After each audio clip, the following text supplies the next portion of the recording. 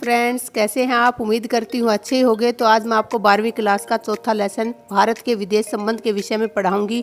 इसमें मैं आपको भारत और चीन के साथ जो संबंध रहे हैं, इसमें गुटनिरपेक्षता की नीति का क्या महत्व रहा है, भारत के सोवियत संघ और अमेरिका के साथ कैसे संबंध रहे हैं, और अंतर्राष्ट्रीय पृष्ठभूमि में जो है भारत और अन्य देशों के क्या संबंध है आदि के विषय में समझाऊंगी। अगर आपको मेरी वीडियो पसंद आ रही है तो मेरे चैनल को सब्सक्राइब कीजिए, वीडियो को लाइक कीजिए और चलिए मेरी वीडियो की तरफ। आज हम करवाने जा रहे हैं आपको क्लास 12वीं के लेसन 4 भारत के विदेश संबंध के MCQ।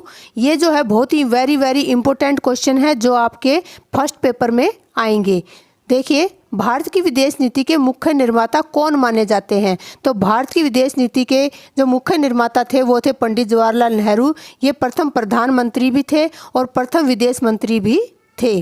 दूसरा है गुट निरपेक्षता से क्या तात्पर्य है। तो किसी भी शक्ति गुट में शामिल न होना गुट निरपेक्षता कहलाती है। आप सभी को पता है कि जब भारत आज़ाद हुआ था उस समय जो अंतर्राष्ट्रीय परिस्थितियाँ थी वहाँ पर जो है शीत युद्ध छिड़ा हुआ था। दो गुट बने हुए थे, अमेरिकी गुट और सोवियत संघ का गुट।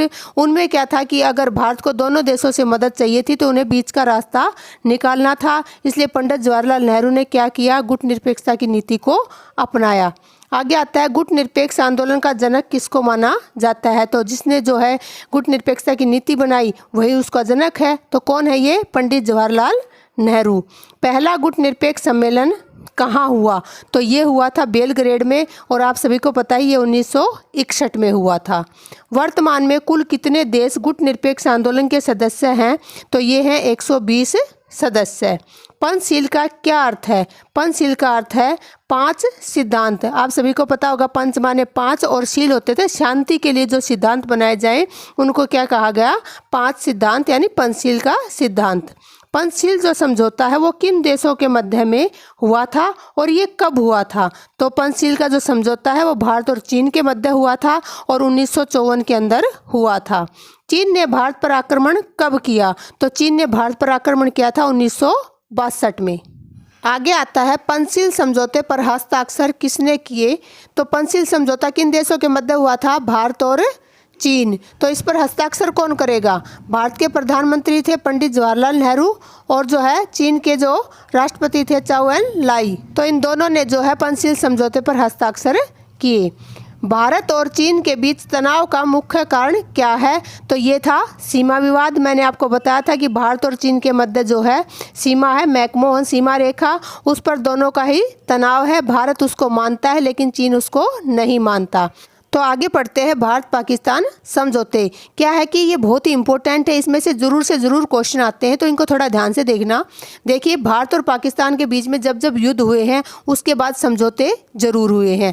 सबसे पहला युद्ध हुआ 1965 में, ठीक है। तो उसमें कौन जीता, भारत जीत गया। उसके बाद एक समझौता हुआ 1966 में, वो था ताशकंद समझौता। और जो ये किन के मध्य हुआ था इस पर यह पूछा जाता है कि इस पर हस्ताक्षर किसके हुए थे। तो ये हुए थे भारत के प्रधानमंत्री लाल बहादुर शास्त्री और पाकिस्तान के जो हैं राष्ट्रपति अयूब खान।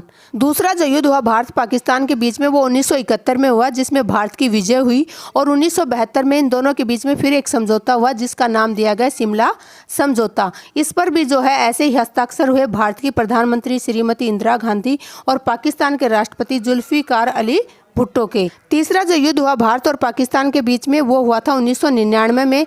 इसमें भी भारत की विजय हुई थी और उस विजय के बाद जो है एक समझौता और हुआ जिसे लाहौर समझौता कहा जाता है। इस पर जो हस्ताक्षर हुए थे वो भारत के प्रधानमंत्री अटल बिहारी वाजपेयी के हुए थे और पाकिस्तान के प्रधानमंत्री नवाज शरीफ के हुए थे। इसे हम कारगिल युद्ध के नाम से जानते हैं और इसके लिए जो संघर्ष किया गया था उसको ऑपरेशन विजय का नाम दिया गया था। इसके बाद आती है सीमा रेखा। सीमा रेखा क्या है कि भारत और चीन के मध्य जो सीमा रेखा है उसे मैकमोहन सीमा रेखा कहते हैं और भारत और पाकिस्तान के मध्य में जो सीमा रेखा है उसे रेड क्लिफ सीमा रेखा के नाम से जाना जाता है। 1971 के भारत पाक युद्ध से किस नए देश का जन्म हुआ। तो किस नए देश का जन्म हुआ था, बांग्लादेश का। उसके बाद आता है विदेश नीति के निर्धारक तत्व बताइए। मैंने अपनी पिछली वीडियो में विदेश नीति वाली में ये बता रखा है। तो देखिए क्या है कि जब भी कोई देश अपनी विदेश नीति का निर्धारण करता है तो वो अपने आर्थिक कारक भी देखता है, वो अपने राष्ट्रीय हित भी देखता है, वो अपने इतिहास को भी देखता है। तो इसका आंसर क्या होगा, उपरोक्त सभी। अगला है गुट निरपेक्ष नीति को अपनाने के मुख्य कारण क्या थे। जब हमारा देश आज़ाद हुआ था उस समय जो है शीत युद्ध चला हुआ था। शीत युद्ध का क्या अर्थ था कि दो गुटों का विषयों में होना, अमेरिकी गुट और सोवियत संघ का गुट। तो क्या है कि भारत किसी भी गुट में शामिल नहीं होना चाहता था, इसलिए उसने गुट निरपेक्षता की नीति को अपनाया। तो मुख्य जो रीजन रहा वो रहा उस समय शीत युद्ध का होना। अगला है गुट निरपेक्षता देशों का प्रथम शिखर सम्मेलन कब और कहाँ हुआ। तो ये हुआ था बेलग्रेड में। कौन से देश में? ये यूगोस्लाविया में। ठीक है। गुट निरपेक्ष आंदोलन के जनक कौन थे? अगर गुट निरपेक्ष आंदोलन के मुख्य जनक पूछा जाए तो वो थे पंडित जवाहरलाल नेहरू। अगर गुट निरपेक्ष आंदोलन के जनक कौन थे तो देखिए Pandit Jawaharlal Nehru, general Nasser, marshal Tito. तो उत्तर आ जाएगा उपरोक्त सभी। गुट निरपेक्ष आंदोलन के अब तक कितने शिखर सम्मेलन हो चुके हैं? तो इसके 18 जो है शिखर सम्मेलन हो चुके हैं। 18वां जो शिखर सम्मेलन था वो बाकू शहर में हुआ था जो कि अजरबैजान में है। इसके बाद जो 19वां शिखर सम्मेलन है वो कहाँ पर होगा? तो ये होगा युगांडा में। ठीक है।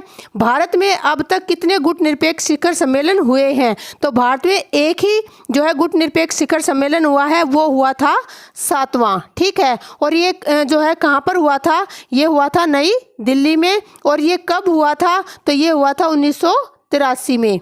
अगला क्वेश्चन है भारत ने प्रथम परमाणु परीक्षण कब किया था? तो ये किया था 1974 में। ये किया था पोखरण राजस्थान के अंदर। अगला है भारत ने दूसरा परमाणु परीक्षण कब किया था?